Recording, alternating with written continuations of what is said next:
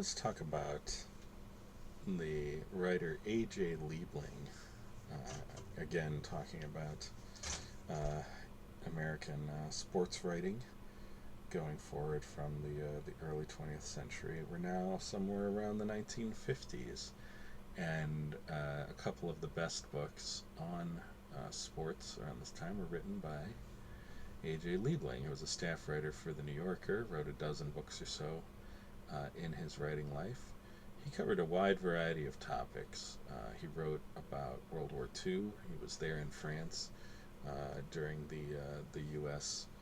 and British Free French, attack to free France from Germany. He was a inveterate gourmand and wrote a number of books about food, including one called Between Meals, which he wrote right before he died, which I highly recommend. A very fun book about the journey of a sort of self-taught foodie and lover of fine wines. He wrote about politics occasionally, especially a book about Governor Earl Long of Louisiana. He wrote about the press. He may have been one of the better commentators on the U.S. press in the post-war era, noting some of the habits and changes that had come to that era, which was when we started to get the big streams of like newspaper consolidation and TV emerging as a powerful force in U.S. Public life. And he wrote a couple books about sports, one of which primarily was about boxing. It was called The Sweet Science, and when you see those lists of like best sports books, you'll often see The Sweet Science mentioned. It's a very fun book. Liebling had a real passion for the ring, and he enjoyed the whole process of it. He sort of leads you through the oh how to how to put this. Like a lot of what the New Yorker did, they were often sort of trying to teach people how to be more artful and skilled consumers of different aspects of culture. Sometimes literally just food, of course, but also of like movies and the novels and theater. And since it's the New Yorker and not like the Hudson Review or something, they were willing to sort of have a very broad view of what was worth knowing about for cultural consumption, including sports. And Liebling was the boxing guy and had a real love for it. He loved the history of the sport. He was constantly referring in his articles and books to previous boxing writers, especially Pierce Egan, who was a mid 19th century British journalist who wrote about the ring. And because he had a kind of cheerful and romantic, I mean that in a good way, a good romantic view of the sport and of its sort of playfulness and its possibilities for art. His writing really sings when he's talking about these topics. He doesn't usually write about the actual fights too often. It's a lot of anticipation, and then the actual fight um, will be dealt with fairly briefly, and then we get some aftermath, talking to the fighters afterwards about what the fight was like, or talking to their managers or their coaches, listening to the fans, and this has established a pretty. I doubt Liebling invented this, but he was a fine practitioner of it. A pretty basic pattern to culture journalism about events that sort of they just take place at the once, like a concert or a sporting event, which is you deal with a lot of the anticipation to build up the reader's interest in the eventual result, kind of like the build up towards like the denouement of a mystery story or something. So Liebling was really good at this because he did have a great interest in the sort of the overall tone of the ring and how people came, and he wasn't like obsessed with the specific results of the fight. And he knew that a given fight, your favorite opponent or your favorite contender might not win, but this doesn't necessarily threaten your whole sense of their value as an athlete. So he had some very good stuff in the Sweet Science about that era in the boxing world from about 1950 to about 1960. So Floyd Patterson appears um, a few times as a sort of a very concentrated, focused artist who was more interested in giving the best possible fight of himself than necessarily of winning. Trying to sort of be the absolute best possible fighter who never makes a mistake and does everything right, which Liebling says is one way we can sometimes designate a true artist in any given field. Rocky Marziano makes an appearance here. Archie Moore, who was the middleweight champion, no, light heavyweight champion of the world for a good while, I want to say, and made a move towards heavyweight at some point in his career. He fought Marziano, and that is in the book. That's one of the better examples. Liebling really loved Moore and has a number of stuff about Moore as an artist and how he studies his opponents for months beforehand and builds styles around specifically how to defeat them. He doesn't quite get to Muhammad Ali, who back then was known as Cassius Clay, before he received his new name when he from the Nation of Islam. He makes a brief mention there's a brief mention or two of him in some of Liebling's stories as a up and coming boxer who shows some promise, but has some problems as well. But what makes the book of sort of lasting interest to people interested in the general history of sports, I think, is that Liebling was pretty aware, and it's in the book, of the role that television would play in transforming U.S. Sporting life. When you can stay at home and for essentially for free watch the best people in a given sport, there's just not as much reason to go out and see the lower level talent in your area. People used before television. Obviously, people would listen to the top stuff on the radio, but radio has its limits, and there was a really broad array of regional leagues in all the main U.S. sports where people would see people who was understood, but they were not the best, but they could be like the best locally. And there were training gyms, and there were private teams. There was just a really wide array of sporting activity that was supported by the people of the area for live entertainment. And similarly, there were a lot of local, theaters and other sort of cultural arrays. And what television, of course, did, which we're now very familiar with, being like, I don't know, year 70 of television's arrival in a big way in the United States, is it squeezed out all of the people who in their given field were merely very good in favor of champions. People who would have maybe, a few times a year gone down to see a fight, maybe at like sort of the Golden Gloves, or even at an army base, the army would stage fights or whatever. They'd pay like $2 and they'd have a nice night out and they'd see some good boxing. Now, instead, they will stay home and just 2 or 3 times a year they'll turn in to the big fights with the best known, national or internationally ranked athletes.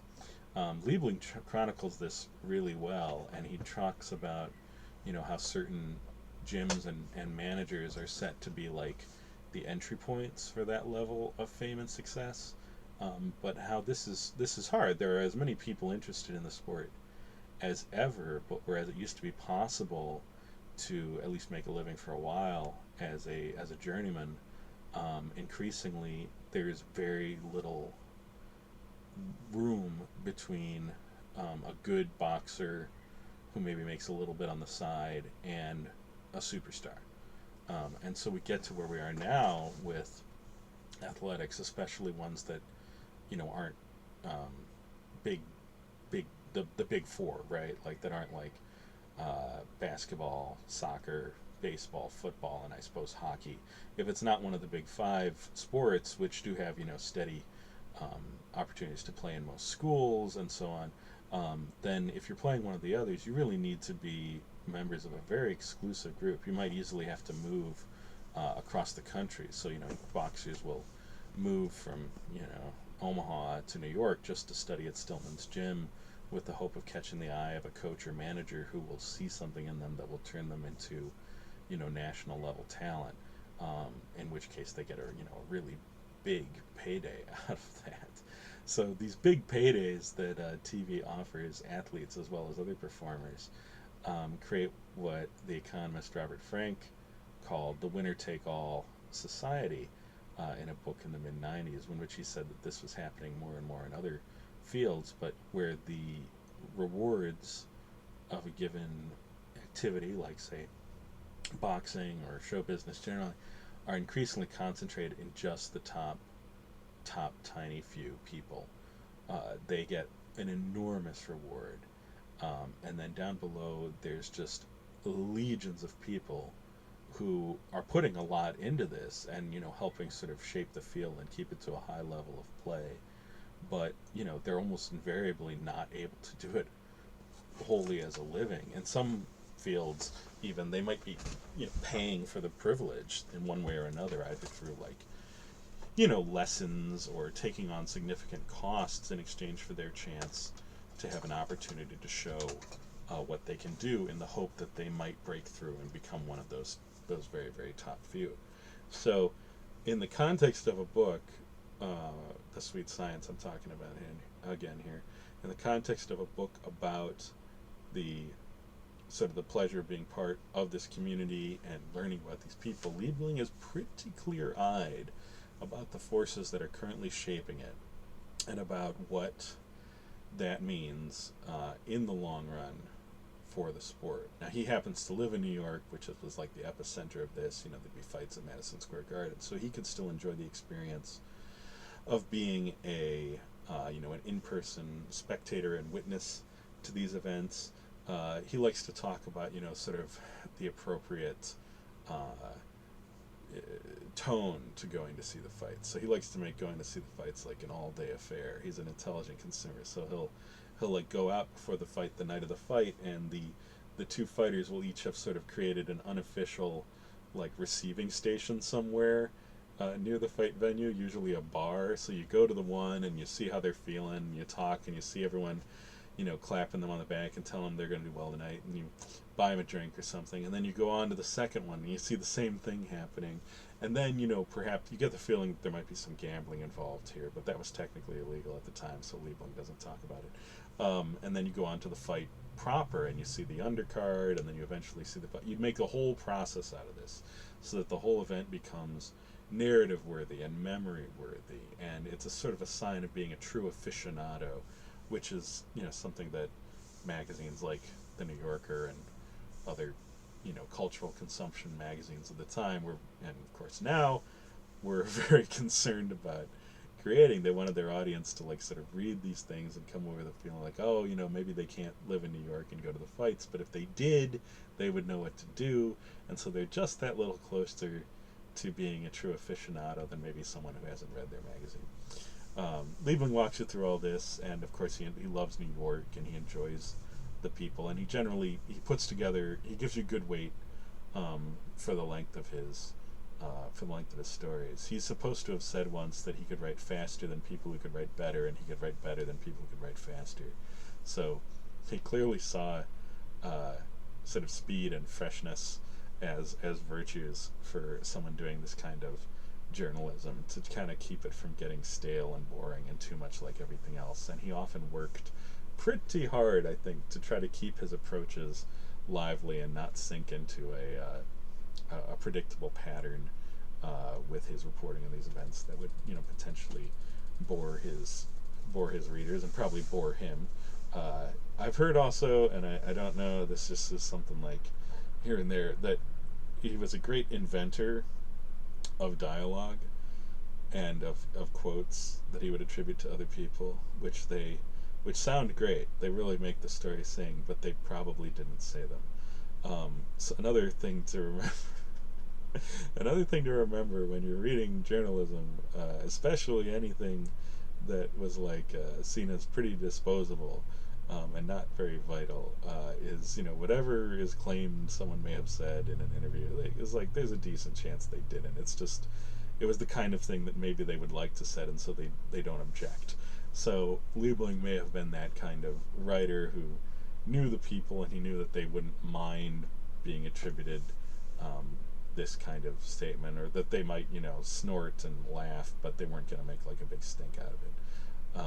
So something to bear in mind whenever we read is it's particularly difficult to get to fully trust in the quotations of what people said. Even if they said something like it, it's almost invariably cleaned up for the page, as will come up later when I talk about one of the other sports writers that I hope to get to, Robert Lipsyte, who was there during the interview with Muhammad Ali when Ali was said to have said one of his most famous lines, and Lipsyte has some insightful things to say about how that quote emerged from the group.